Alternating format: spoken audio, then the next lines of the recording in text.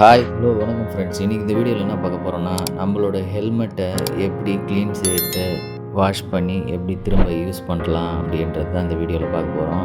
Helmet உள்ளே பார்த்தீங்கன்னா நல்லா வேர்வை அதிகமாக படிஞ்சு ஒரு ஹெவியான பேட் ஸ்மெல் வரும்.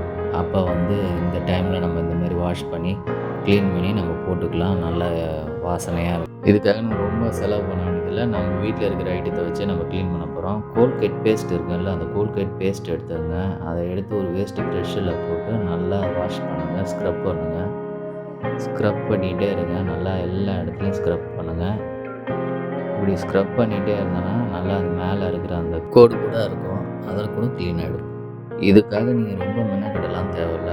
ஒரு சண்டேஸில் ஒரு லீவு நாளில் நீங்கள் ஒரு 1/4 மணி நேரம் இதுக்காக டைம் ஸ்பெண்ட் பண்ணிங்கன்னா போதும். ஒரு 1/4 மணி நேரத்தில் இது க்ளீன் பண்ணி அழகாக சூப்பராகிடும்.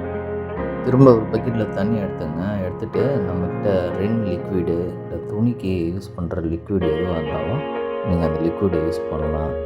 உங்கள்கிட்ட லிக்விடு இல்லைன்னா பவுட்ரு கூட யூஸ் பண்ணலாம். பவுட்ரு கூட யூஸ் பண்ணுங்கள். நல்லா தண்ணியில் கொட்டிட்டு நல்லா மிக்ஸ் பண்ணி விடுங்க.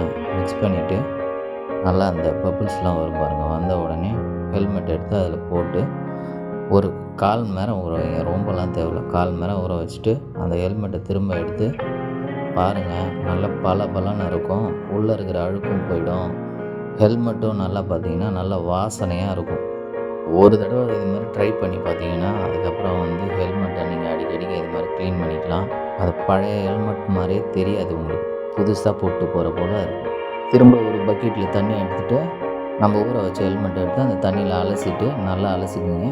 அலசிட்டு கொடி இருக்கும்ல, நம்ம வீட்டு கொடியில் கிளிப்பு போட்டு காய விட்டுருங்க. அவ்வளோதான். மறக்காமல் நம்ம சேனலுக்கு சப்ஸ்கிரைப் பண்ணுங்கள், லைக் பண்ணுங்கள், ஷேர் பண்ணுங்கள். தேங்க்யூ.